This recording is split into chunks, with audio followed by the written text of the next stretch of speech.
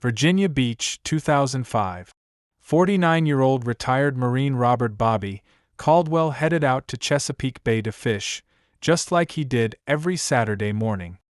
His boat left the marina at 6 a.m. His radio was working. His GPS was active.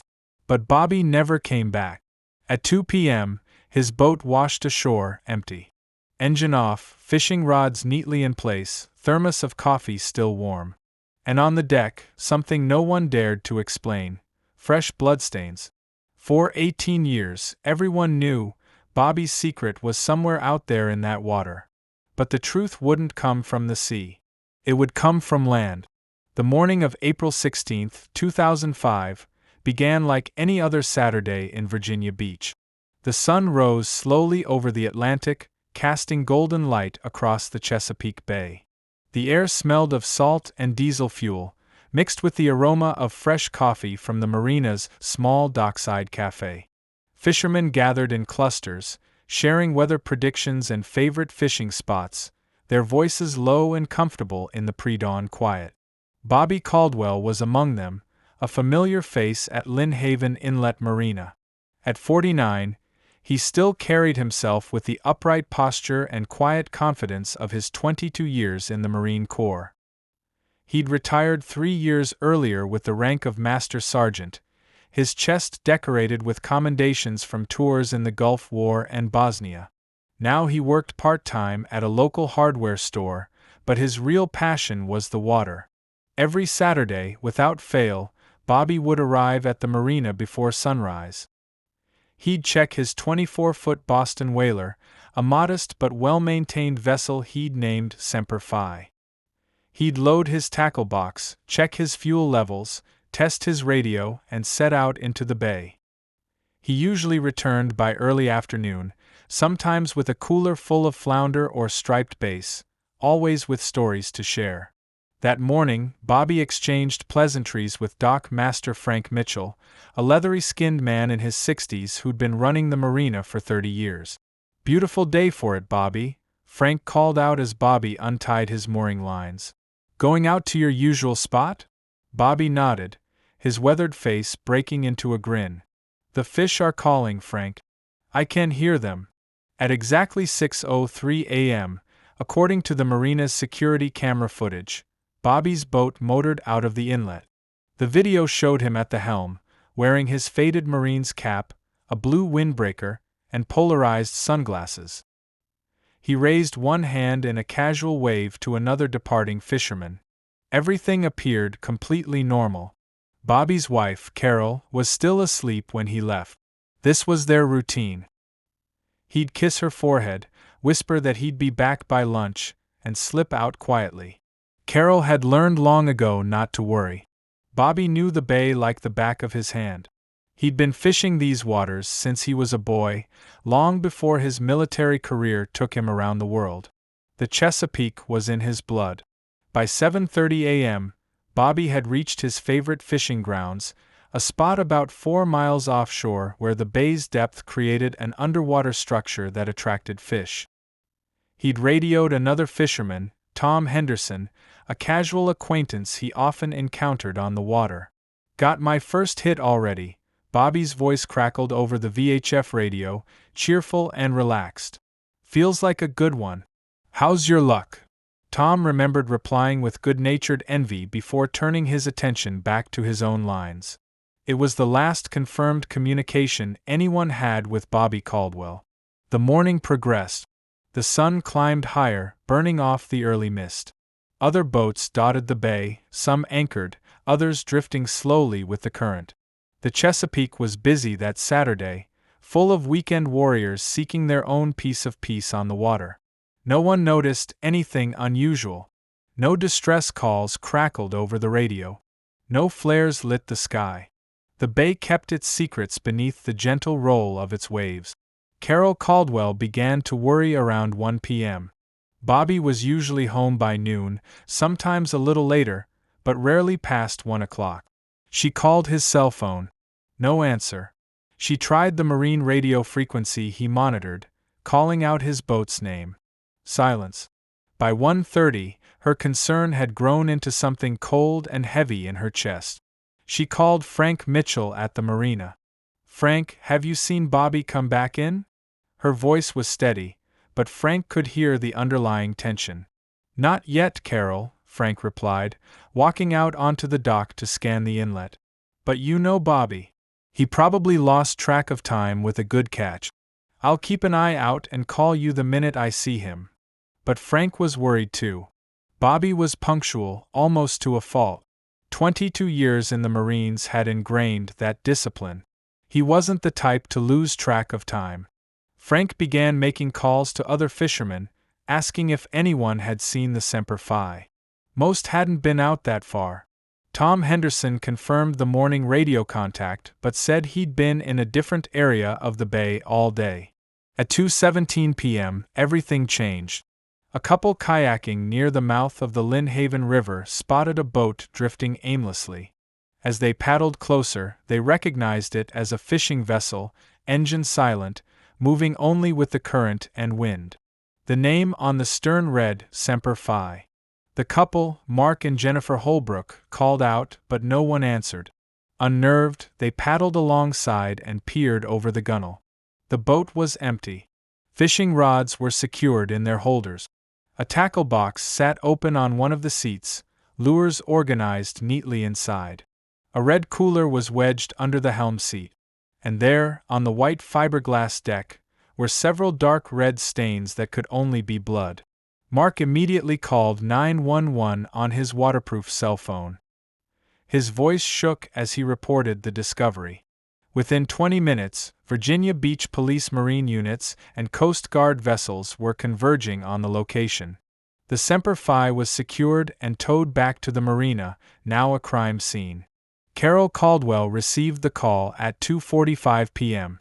A detective's voice, calm but grave, asked her to come to the marina immediately. "We've found your husband's boat, Mrs. Caldwell. But your husband is not on board. We need you to come down and answer some questions."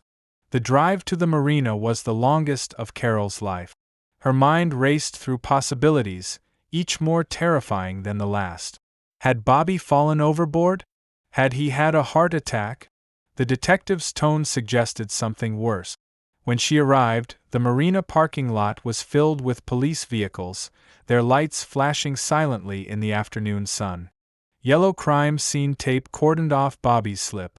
Detective Sarah Keating of the Virginia Beach Police Department met Carol at the entrance to the dock. Keating was in her late 30s, with sharp eyes and a no-nonsense demeanor softened by genuine compassion. She guided Carol to a quiet office away from the growing crowd of onlookers and concerned fellow fishermen. "Mrs. Caldwell, I need you to prepare yourself," Keating began gently. "We found your husband's boat drifting near the Lynnhaven River. The engine was off, and there's no sign of your husband. But there are bloodstains on the deck. We're treating this as a potential crime scene." Carol's world tilted. Crime scene. Blood. Bobby was missing. The words didn't make sense strung together. Bobby was careful. Bobby was strong. Bobby was a Marine. "I don't understand," she whispered. "Was there an accident? Did he fall and hurt himself? Is he in the water?" "We don't know yet," Keating replied honestly. "Coast Guard search and rescue teams are combing the area now. We're going to find out what happened. But I need to ask you some questions. Was your husband having any problems? Any conflicts with anyone? Any health issues you know of?" Carol shook her head, tears beginning to stream down her face. "No.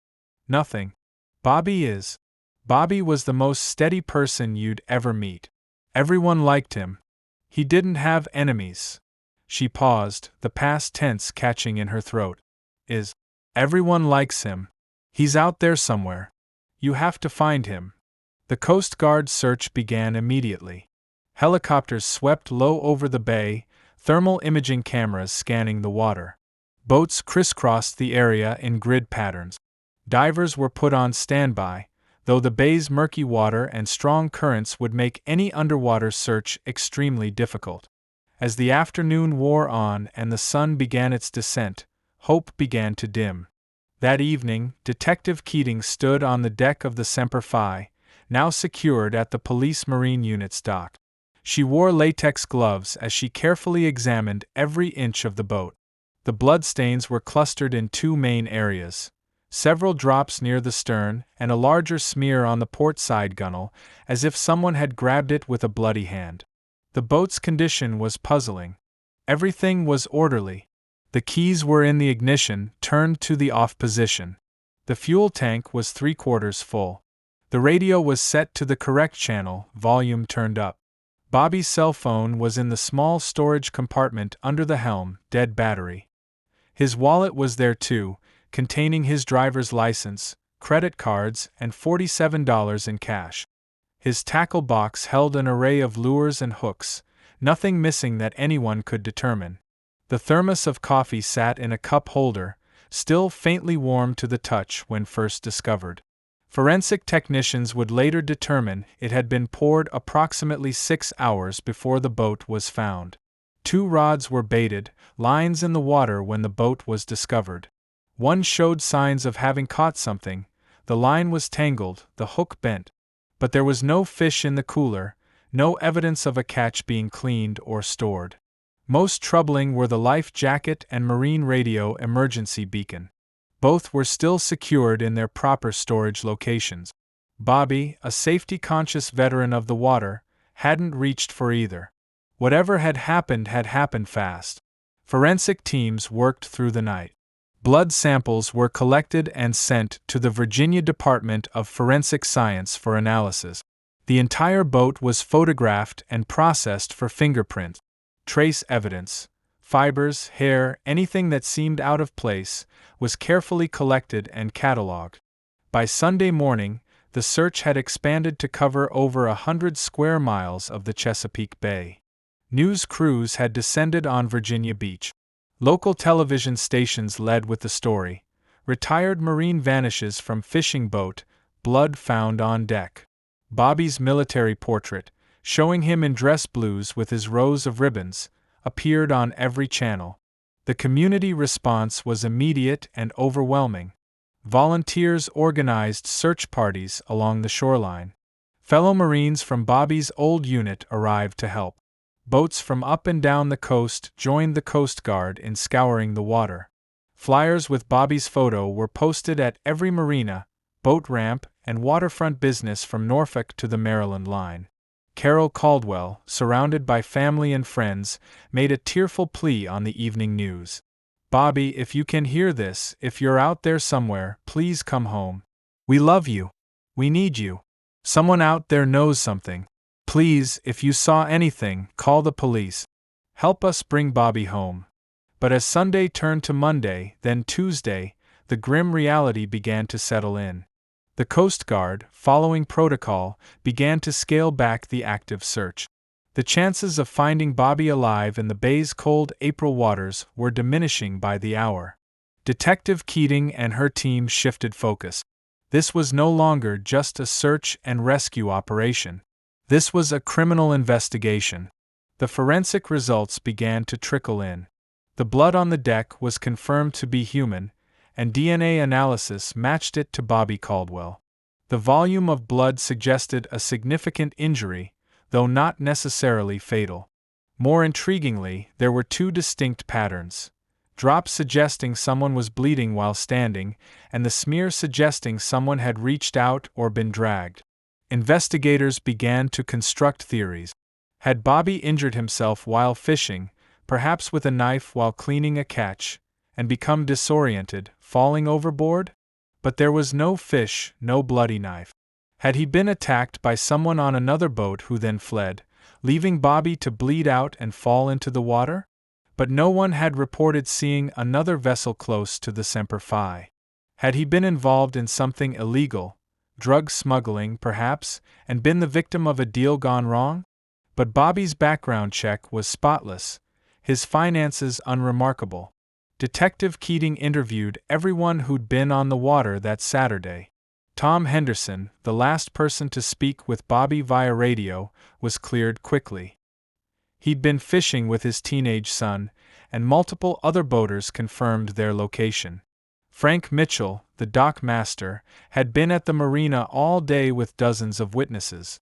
Carol Caldwell had been home, and neighbors confirmed seeing her car in the driveway throughout the morning and afternoon. The investigation expanded to Bobby's life on land. Keating and her team dug into his background, looking for anything, a grudge, a debt, a secret, that might explain his disappearance. They interviewed his co-workers at the hardware store, his friends from the Marines, his neighbors, members of his church. The picture that emerged was frustratingly consistent. Bobby Caldwell was a good man, well-liked, with no apparent enemies and no hidden life.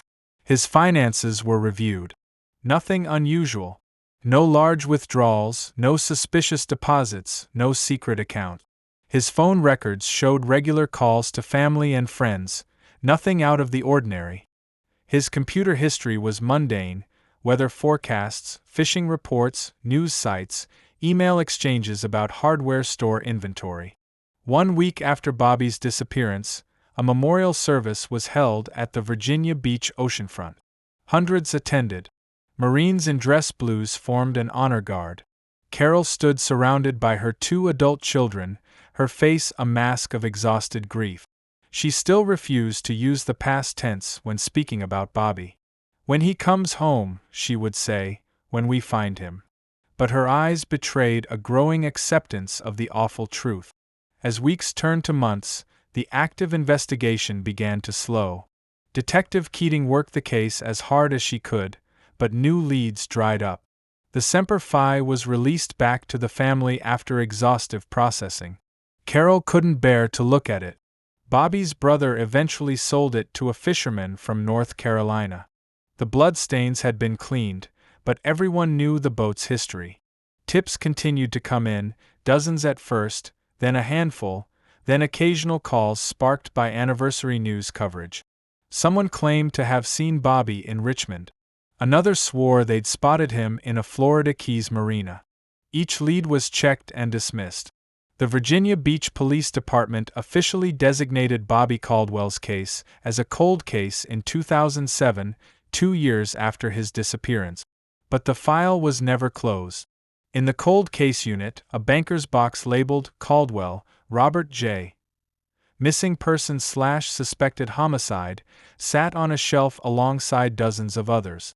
Inside were witness statements, forensic reports, photographs of the Semper Fi's deck, Bobby's military records, and a wedding photo of Bobby and Carol, young and smiling, unaware of the tragedy that awaited them. Detective Keating retired in 2010 but never forgot the case. In her home office, she kept a copy of the case file, and every few months she would review it, hoping some overlooked detail would suddenly make sense. She stayed in touch with Carol, who had aged dramatically in those 5 years, her hair gone gray, her eyes holding a permanent sadness. By 2015, a decade after Bobby's disappearance, Virginia Beach had changed. The marina had been renovated. New restaurants lined the waterfront. A generation of young families had moved into the neighborhood, people who'd never heard of Bobby Caldwell. But in the cold case unit, the box remained.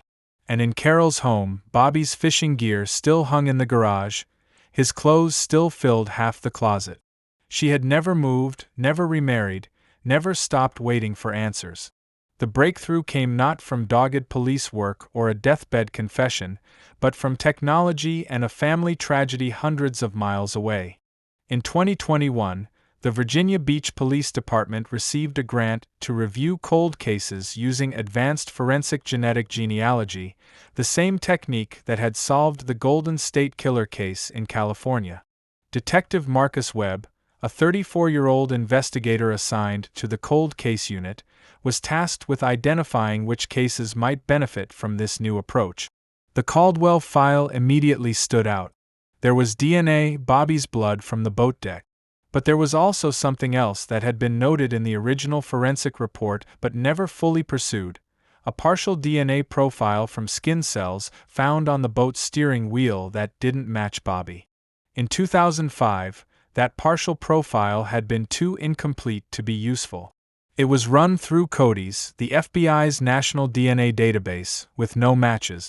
But genetic genealogy didn't need a complete profile or a match in a criminal database. It could work with fragments, building family trees from distant cousins who'd voluntarily uploaded their DNA to consumer ancestry website. Webb sent the sample to a specialized lab in California that worked with law enforcement on genetic genealogy cases. The lead scientist, Dr. Patricia Cheng, was cautiously optimistic. "The sample is degraded," she told Webb over a video call. 18 years in storage, originally collected from a surface exposed to salt water and sun. "But I think we can work with it. Give me 3 months." 4 months later, in January 2023, Dr. Cheng called with news. "We have something. We built a family tree from the DNA.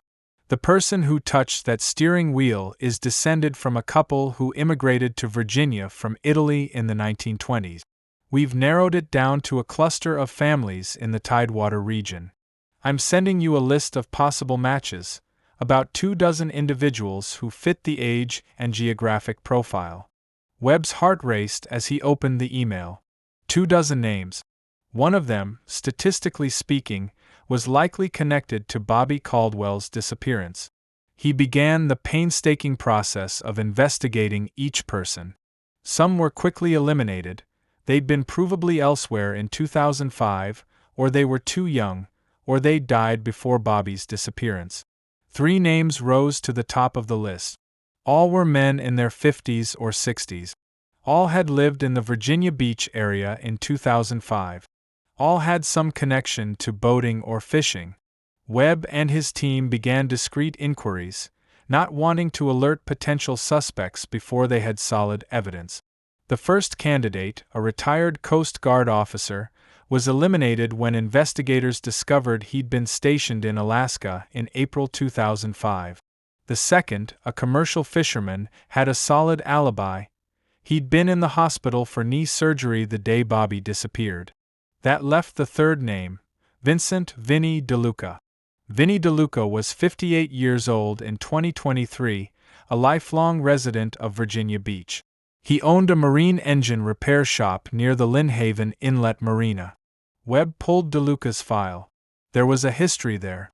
2 arrests for assault in the 1990s, both involving bar fights, both resulting in probation. A restraining order filed by an ex-girlfriend in 2002. A bankruptcy in 2003. Nothing violent in recent years, but a pattern of aggressive behavior and financial instability. More digging revealed something interesting. DeLuca had known Bobby Caldwell. Both men were fixtures at the marina.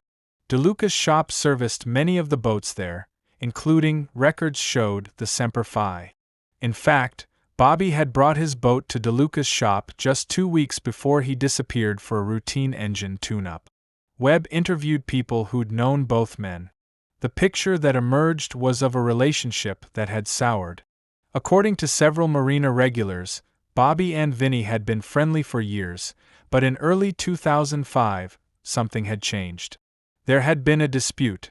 Accounts varied, but it seemed to involve money Bobby claimed Vinny owed him, possibly for a loan or for work Bobby had done at Vinny's shop. One witness, a fellow fisherman named Gary Price, remembered a heated argument in the marina parking lot about 2 weeks before Bobby vanished. Bobby was calm like he always was, but firm, Gary recalled. He was saying something like, "We had a deal, Vinny. I kept my end." And Vinny was red in the face, yelling about how Bobby was trying to ruin him. "I didn't think much of it at the time." Guys argue. "But later, after Bobby disappeared, I wondered. I even told the police back then, but I guess nothing came of it." Webb pulled the original investigation files. Gary Price had indeed been interviewed in 2005, and he'd mentioned the argument. But with no physical evidence linking Vinny DeLuca to the boat or the crime scene, and with DeLuca claiming he'd been at his shop all day on April 16th, the lead had gone nowhere. Now, 18 years later, Webb had something the original investigators hadn't: DNA evidence placing DeLuca on Bobby's boat. But there was a problem. DeLuca had serviced the boat 2 weeks before the disappearance. His DNA on the steering wheel could be explained away as residue from that maintenance work. Webb needed more. He decided to approach the case carefully. First, he needed to confirm the DNA match with a fresh sample from DeLuca. But obtaining that legally without alerting DeLuca required patience. Webb and his team began surveillance, waiting for DeLuca to discard something in public. A coffee cup, a cigarette, but anything with his DNA. It took 3 weeks. In February 2023, investigators followed DeLuca to a waterfront restaurant. He ordered a beer, drank half of it, and left cash on the table before leaving. The moment he was gone, a plainclothes officer posing as a customer signaled to the waitress, who'd been briefed on the operation. The bottle was carefully bagged and sent to the lab. 2 weeks later, the results came back, a match. The DNA from the Semper Fi's steering wheel belonged to Vincent DeLuca. But Webb knew this still wasn't enough for an arrest. A defense attorney would argue that the DNA was from the legitimate maintenance visit. Webb needed to connect DeLuca to the boat on the day of Bobby's disappearance. He returned to the original investigation, reading every report, every witness statement, every scrap of information. And there, buried in a stack of routine follow-up interviews, he found something. A woman named Linda Torres had been interviewed 3 days after Bobby disappeared. She lived in a waterfront condo with a balcony overlooking the bay. On the morning of April 16, 2005, she'd been having coffee on her balcony when she noticed 2 boats close together offshore. According to her 2005 statement, one boat looked like it was helping the other, maybe with engine trouble.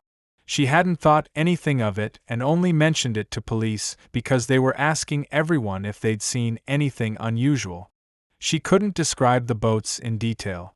They were too far away, and she hadn't been paying close attention.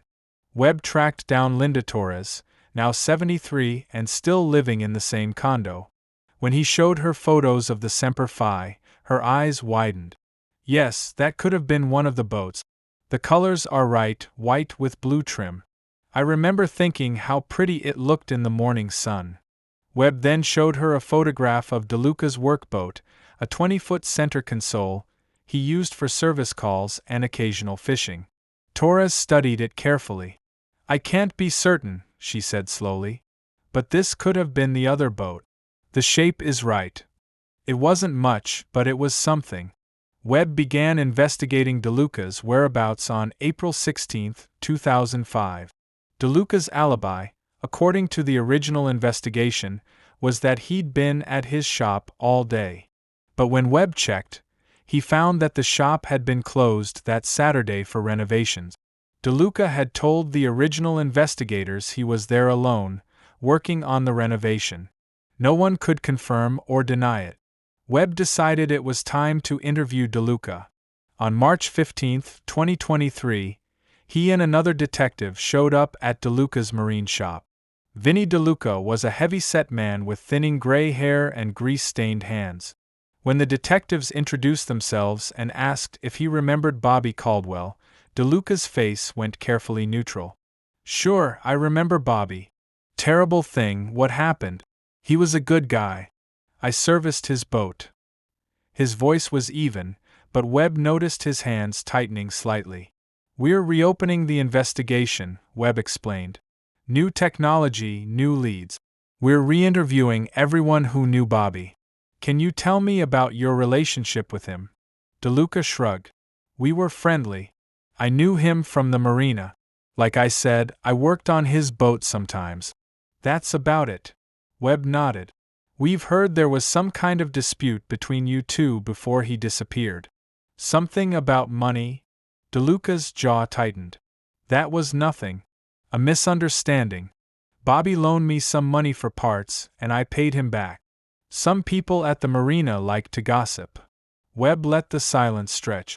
Finally, he asked, "Where were you on April 16, 2005? "At my shop. I was doing renovation work. I told the police that back then." Webb nodded again. "Alone?" "Yeah, alone. It was my day off, but I was behind on the renovation. I was there all day, probably 7 in the morning until dark. Webb pulled out a photograph of DeLuca's workboat. "Do you ever take this out fishing?" DeLuca glanced at it. "Sometimes. Not much. It's a workboat." Webb carefully pulled out another photo, a still from Linda Torres's condo balcony angle, showing the approximate area where she'd seen 2 boats together. "Were you out on the bay at all that Saturday morning?" DeLuca's face reddened. "No. I told you I was at the shop." But there was something in his eyes now, a flicker of something: anger, fear, calculation. Webb decided to push. "Mr. DeLuca, we have evidence placing you on Bobby Caldwell's boat the day he disappeared." It was a calculated bluff, a slight overstatement of what the DNA evidence actually proved. DeLuca's reaction was immediate. He stood up abruptly. "I worked on his boat 2 weeks before.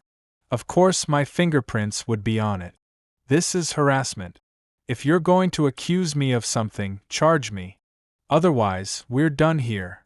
Webb and his partner left, but they knew they'd struck a nerve. Over the next 2 months, Webb's team worked to build the case. They tracked down every person who'd been at the marina on April 16, 2005, showing them current photos of DeLuca and his boat, asking if they remembered seeing either. Most couldn't remember details from 18 years ago, but one person did. Harold Chun, a retired engineer who'd been fishing from the dock that morning, clearly remembered seeing DeLuca's boat leaving the marina around 6:30 a.m. "I remember because I was annoyed," Chun said. "His engine needs work. It's loud and it was early. I thought it was ironic that a boat mechanic's boat ran so rough." Chen's statement, combined with Linda Torres's sighting, began to form a timeline. DeLuca had left the marina shortly after Bobby, followed him to his fishing spot, and approached him under the guise of a friendly visit or perhaps offering help. What happened next was still speculation, but Webb had a theory. Webb obtained a warrant for DeLuca's financial records from 2005. What he found was illuminating. DeLuca's business had been in serious trouble. The bankruptcy filing in 2003 had been the result of years of mismanagement and gambling debt. By 2005, he was barely keeping afloat. Records showed Bobby had indeed loaned DeLuca money, not once but multiple times over a 2-year period. The total was over $15,000, a significant sum. In March 2005, a month before Bobby disappeared, Bobby had asked for the money back. He needed it for his daughter's wedding. DeLuca had promised to pay but hadn't. The argument in the marina parking lot that Gary Price witnessed had been Bobby's final demand for repayment. Webb theorized that DeLuca, desperate and cornered, had made a fatal decision. He'd confronted Bobby on the water, perhaps trying to convince him to wait longer for repayment, or perhaps already intending violence. There had been a struggle. Bobby had been injured, the blood on the deck proved that. And then, somehow, DeLuca had forced or thrown Bobby overboard, leaving him to drown in the cold Chesapeake waters. But Webb needed more than theory. He needed evidence or a confession. He decided to try something unconventional. He reached out to Carol Caldwell. She was now 72, still living in the same house, still waiting for answers. When Webb told her about the DNA evidence and the investigation into Vincent DeLuca, something in her face changed, hope mixed with anguish. "I want to help," she said firmly. "Whatever you need." Webb explained his plan. It was risky, possibly emotionally devastating for Carol, but she agreed without hesitation. They would stage a very public announcement of the DNA breakthrough, naming DeLuca as a person of interest. The goal was to put pressure on him, to make him feel the walls closing in, and to see if he made a mistake. On May 3, 2023, the Virginia Beach Police Department held a press conference. Detective Webb stood at a podium flanked by Carol Caldwell and the current police chief. He announced that new DNA evidence had identified a person of interest in Bobby Caldwell's disappearance and presumed death. While Webb didn't name DeLuca publicly, that would be legally problematic. He provided enough details that anyone familiar with the case and the marina community would know who he meant. The story exploded in local media. Within hours, reporters had identified DeLuca and were camped outside his shop. Neighbors who'd known both Bobby and Vinny were interviewed on camera. The marina community, which had largely moved on from the tragedy, was suddenly reliving it. And everywhere, people were asking the same question. Did Vinny DeLuca kill Bobby Caldwell? The pressure was enormous. DeLuca, besieged by media, stopped coming to his shop. His phone rang constantly with reporters requesting comments and former friends demanding answers. Webb's team maintained surveillance, watching, waiting for DeLuca to crack. On May 7th, 4 days after the press conference, DeLuca's behavior changed. Surveillance teams reported him driving erratically, making sudden turns, circling blocks as if checking for followers. On May 8th, he drove to a lawyer's office and spent 3 hours inside. When he emerged, his face was ashen. That evening, DeLuca's attorney called Detective Webb. "My client wishes to make a statement." The next morning, in an interview room at Virginia Beach Police Headquarters, Vincent DeLuca sat across from Webb and 2 other detectives. His lawyer, a sharp-dressed woman named Patricia Vance, sat beside him. A video camera recorded everything. DeLuca looked like he'd aged 10 years in a week. His hands shook slightly as he began to speak. "I didn't mean for it to happen the way it did," he said, his voice hoarse. "You have to understand, I was desperate. I owed money to people who weren't patient like Bobby. Dangerous people. Gamblers. I'd borrowed from Bobby thinking I could pay him back quick, but everything went wrong." He paused, swallowing hard. "When Bobby asked for the money back, I panicked. I didn't have it. I begged him for more time, but he said no. His daughter's wedding. He needed it. He was sorry, but he needed it. I got angry. How dare he? After I'd helped him with his boat for years, gave him discounts. I felt betrayed." Webb said nothing, letting DeLuca talk. "I saw him leave the marina that Saturday. I wasn't planning anything, I swear. But something just. I got in my boat and followed him. I caught up to him at his fishing spot. I called out, friendly-like, asked if I could come aboard. Bobby was a good guy. He let me." DeLuca's voice cracked. "I tried one more time to convince him to wait. I even offered him a partnership in the shop, anything. But he said no. He was kind about it, but firm. He said our friendship couldn't be an excuse for me not honoring my debt. That word, honor, it set something off in me. Who was he to talk about honor? Some retired Marine who got a pension while I was struggling. We argued. It got heated. Bobby told me to leave. I grabbed his arm, and he pushed me away. I lost my balance, hit my head on the gunnel. I saw stars. When my vision cleared, I saw Bobby reaching for his radio, probably to call for help or report the disturbance. I panicked. I grabbed a fishing gaff from his deck and swung it. The room was utterly silent. DeLuca wiped tears from his face. I hit him in the side, in the ribs. He cried out, stumbled. There was blood. So much blood. He looked at me with these shocked eyes, like he couldn't believe what I'd done. I couldn't believe what I'd done. He tried to speak, reached out for me. Maybe for help, maybe to fight back. I don't know. But I was terrified. I pushed him. He went over the side. I watched him surface once, saw him struggling to stay afloat.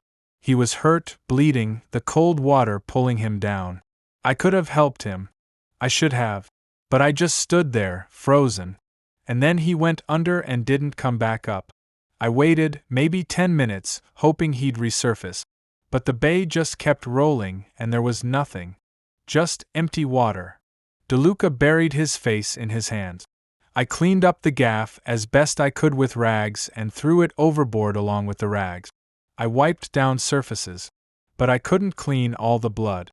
I tried, but it kept smearing. Finally, I left. I motored back to the marina, tied up my boat, and went home. I thought I'd destroyed my life. I waited for the police to come. But days passed, then weeks. Nobody connected me to it. I'd been careful coming back to the marina, waited until there was a bunch of activity, other boats coming and going. Nobody noticed me specifically.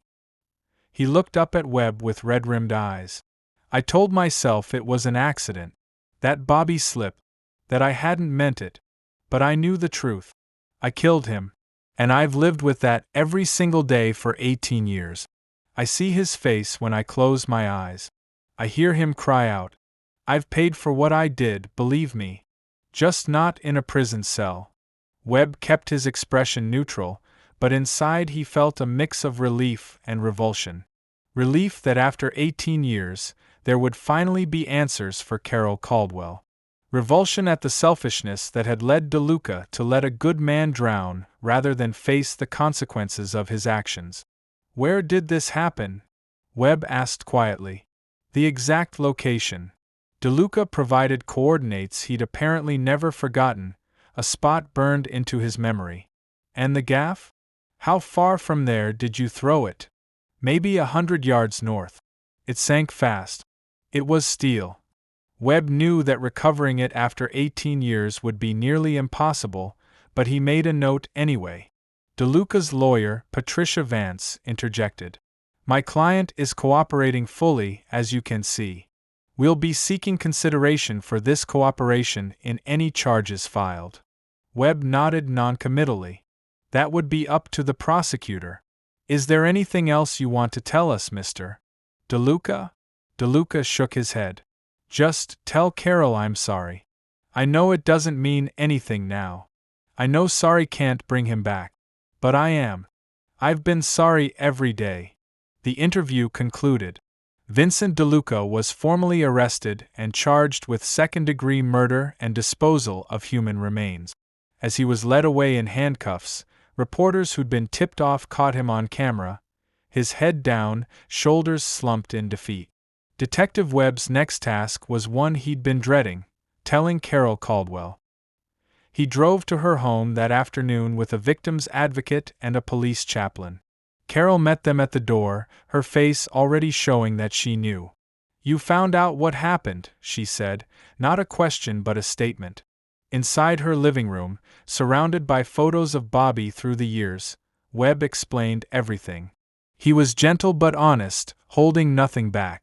Carol listened in silence, tears streaming down her face.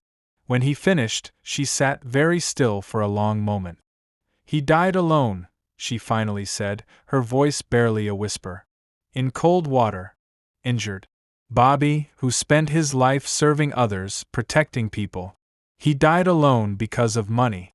Because Vinnie DeLuca was a coward. Webb had no words of comfort that would be adequate. I'm so sorry, Mrs. Caldwell. We'll do everything we can to make sure DeLuca is held accountable. Carol nodded slowly. Thank you, Detective. Thank you for not giving up. Thank you for giving me answers. I can finally let him rest. The news of DeLuca's confession spread rapidly through Virginia Beach and beyond. The case that had haunted the community for 18 years had finally been solved. The local newspaper ran a front-page story with side-by-side photos. Bobby Caldwell in his marine dress blues and Vincent DeLuca in an orange jail jumpsuit. The headline read, Cold Case Solved. Marina Mechanic Confesses to 2005 Murder of Retired Marine. The story resonated far beyond Virginia Beach. National news outlets picked it up as an example of how advances in DNA technology were solving cold cases. Genetic genealogy experts were interviewed about the technique. The Virginia Beach Police Department was praised for its persistence and innovative use of new forensic method. But for those who had known Bobby Caldwell, the resolution brought complex emotions. Relief that the mystery was solved, yes. Anger at the senseless loss and 18 years of lies. And deep sadness that Bobby had died in such a frightening, lonely way, betrayed by someone he'd tried to help. At the marina, a memorial was erected, a bronze plaque on a weathered piling at the end of the dock where Bobby used to tie up the Semper Fi.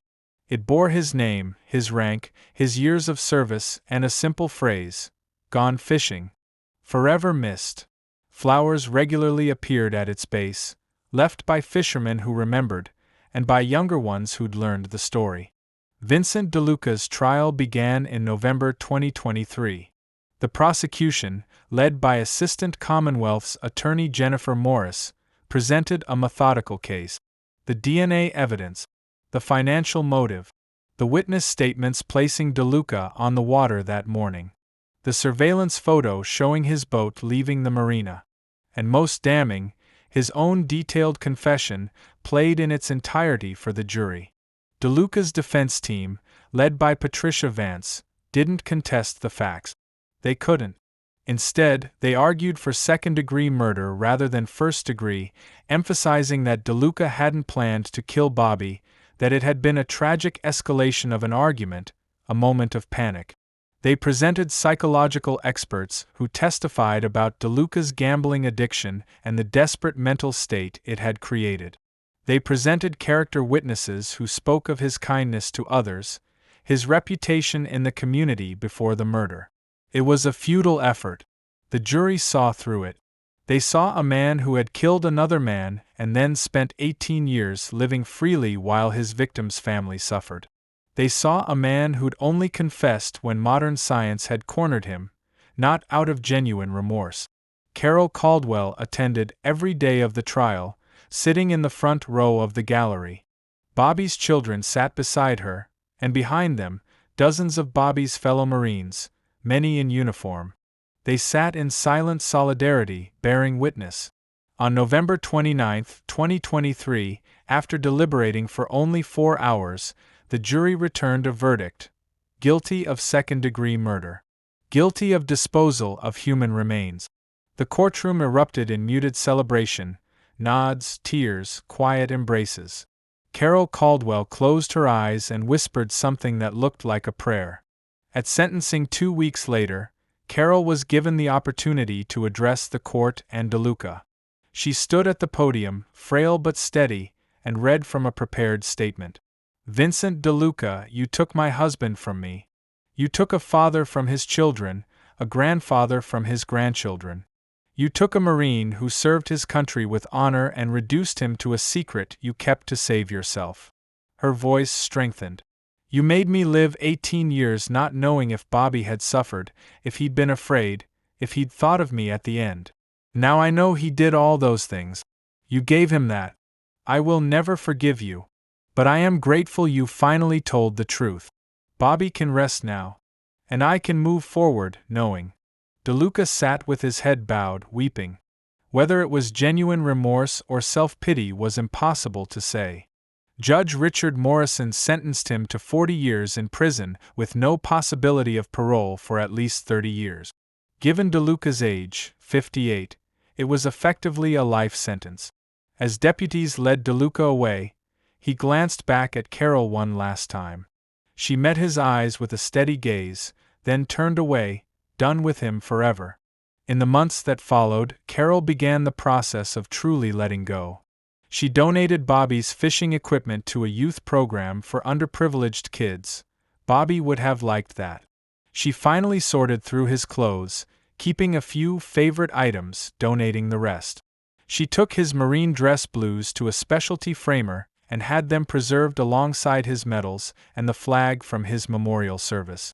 The Virginia Beach Police Department held a ceremony honoring the resolution of the case. Detective Marcus Webb was commended for his tenacity. Detective Sarah Keating, now long retired, attended as a special guest. She and Carol embraced, two women who'd shared the long, painful journey toward justice. In April 2024, on the 19th anniversary of Bobby's death, Carol and her family held a private ceremony on the water. They chartered a boat and returned to the coordinates DeLuca had provided, the spot where Bobby had died. Carol scattered wildflower seeds on the water. Bobby had always loved wildflowers. Her children read poems. Her grandchildren, who had never known their grandfather, released biodegradable balloons with messages written on them. We love you, Grandpa.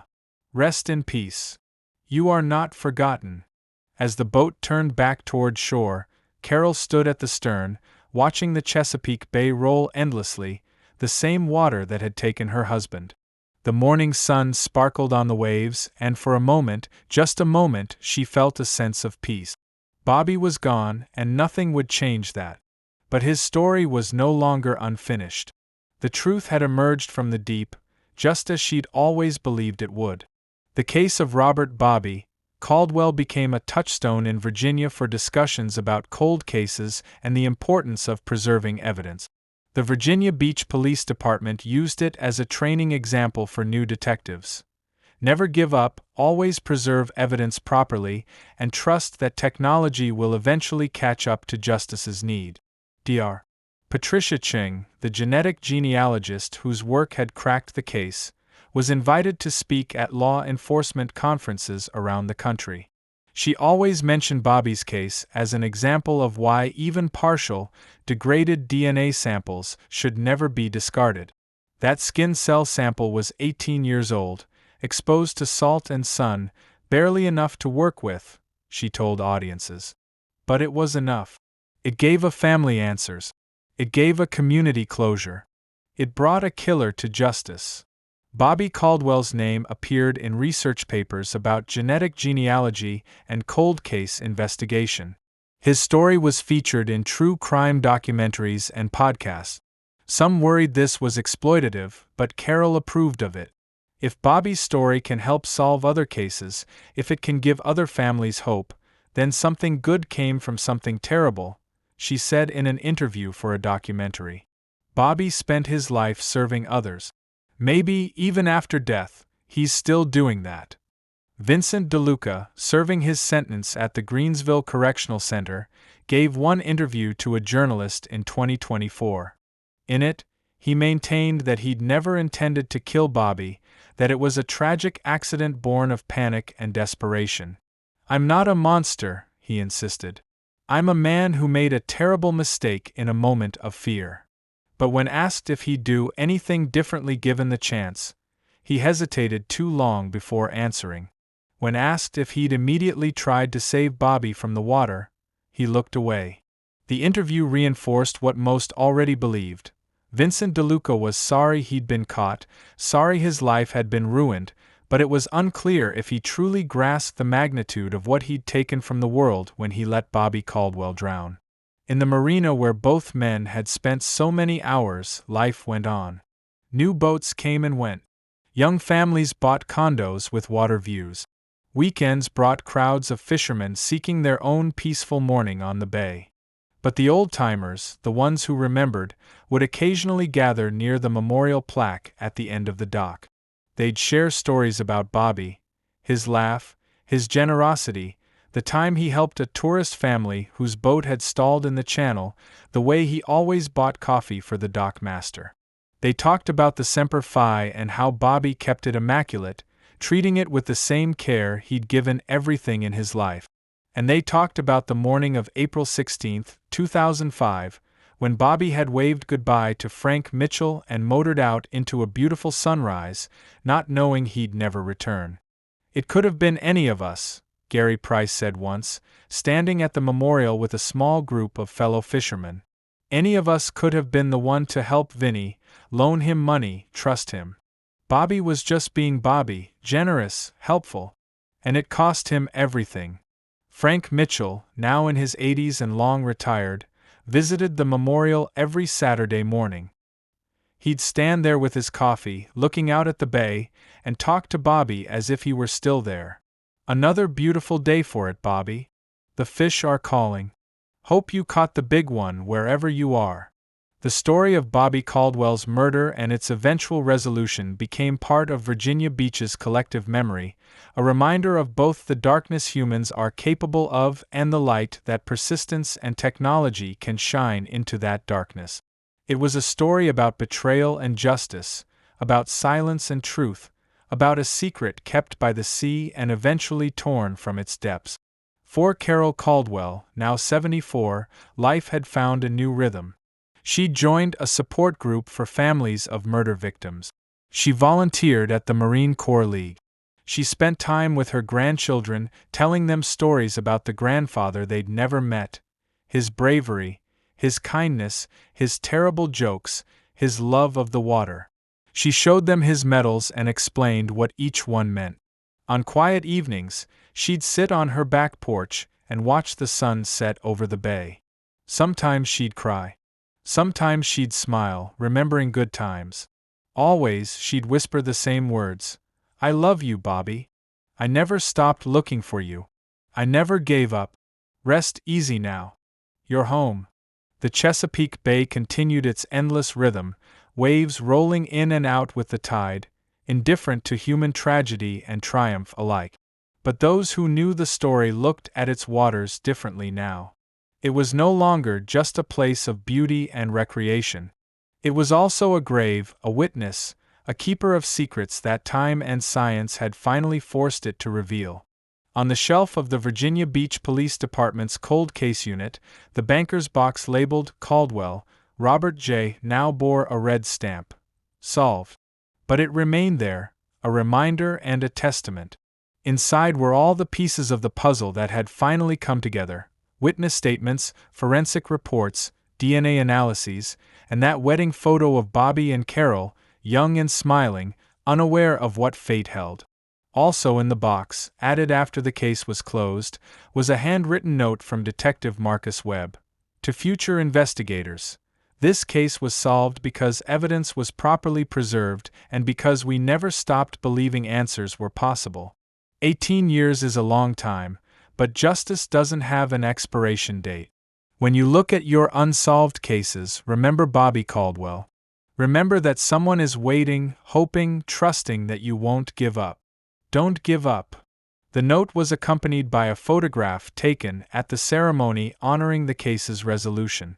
It showed Carol Caldwell standing between Detective Webb and retired Detective Sarah Keating, all three smiling, tired, sad smiles, but genuine ones. Behind them hung a banner with Bobby's marine portrait and the words, "Honor, Courage, Commitment, Justice Served." Vincent DeLuca's confession had revealed not just the mechanics of Bobby's death, but the cruel banality of it. There was no elaborate scheme, no complex motive. Just a man who owed money, felt cornered, and chose violence over accountability. Just a moment of rage and fear that spiraled into murder. Just a decision to let a man drown rather than face consequences. It was this ordinary evil that made the case resonate so deeply. Bobby Caldwell hadn't been killed by a serial killer or a criminal mastermind. He'd been killed by a man he'd tried to help, in a moment that could have gone differently with one different choice. That precariousness, the thin line between a normal Saturday and tragedy, haunted everyone who learned the story. The case also highlighted the evolution of forensic science and its crucial role in cold case resolution. In 2005, the partial DNA sample from the Semper Fi's steering wheel was interesting but ultimately useless. The technology simply didn't exist to make use of it. But 18 years later, genetic genealogy had transformed it into the key that unlocked the entire case. This technological progression gave hope to hundreds of other families with unsolved cases. If Bobby's case could be solved after 18 years with degraded evidence, perhaps their cases could be too. Police departments across Virginia and the nation began reviewing their cold cases, identifying which had biological evidence that could be retested with new methods. The Virginia Beach case became a model. Other departments reached out to Detective Webb, asking how he'd approached the genetic genealogy process, how he'd built the case around the DNA evidence, how he'd gotten DeLuca to confess. Webb was generous with his knowledge, believing that solving cold cases was a collective mission, not a competition. In 2024, Webb received the Virginia Association of Chiefs of Police Award for Excellence in Investigation. In his acceptance speech, he spoke about Bobby Caldwell and Carol's long wait for justice. "This case taught me that our job isn't done when a case goes cold," he said. "It's just paused, waiting for the right moment, the right tool, the right perspective. Every cold case represents a family still waiting, still hoping. We owe them our best efforts, no matter how much time has passed." The Marine Corps community had embraced the case and its resolution with particular intensity. Bobby was one of their own, a brother Marine, and the 18-year delay in justice had stung deeply. When DeLuca was sentenced, Marine Corps League chapters across Virginia held memorials for Bobby, honoring his service and mourning his loss. At the Marine Corps base in Quantico, Bobby's name was added to a memorial wall honoring Marines who died after service. The inscription read, Master Sergeant Robert J. Caldwell, USMC retired. 1956 to 2005. Semper Fidelis. Every year on the Marine Corps birthday, November 10th, a ceremony there includes reading the names on the wall. Now Bobby's name is among them, remembered and honored. Carol Caldwell received letters from all over the country, from other families of murder victims, from Marines who'd served with Bobby, from cold case investigators working on their own unsolved cases, from ordinary people moved by the story. She kept them all in a large box, reading them when she needed to feel connected to something larger than her grief. One letter particularly touched her. It was from a woman in California whose husband had disappeared in 2010 under suspicious circumstances. Your story gives me hope, the woman wrote. Hope that the truth can emerge even after years of silence. Hope that science will eventually catch up. Hope that my children will someday know what happened to their father. Thank you for never giving up on Bobby. It helps me not give up on Michael. Carol wrote back to every letter she received, even though it took months. She felt it was important to acknowledge each person's pain and hope. In a way, she'd become an unwilling ambassador for families of the missing, a voice for the long wait and the complicated grief of not knowing. The Caldwell case also sparked legislative action in Virginia. In 2024, the state legislature passed the Bobby Caldwell Cold Case Evidence Preservation Act, requiring all law enforcement agencies in the state to maintain biological evidence from unsolved violent crimes indefinitely, with specific standards for storage and documentation. The bill passed unanimously with bipartisan support. At the bill signing ceremony, Carol was invited to stand with the governor. This law will help ensure that no family waits as long as I did, she said in brief remarks. Evidence is hope. Preserving it is preserving the possibility of justice. Bobby would be proud that something good came from his death. The law's passage was a bittersweet victory. It wouldn't bring Bobby back, wouldn't change the 18 years Carol had suffered not knowing. But it might spare other families some of that suffering, might help other cold cases find resolution. In that, there was meaning,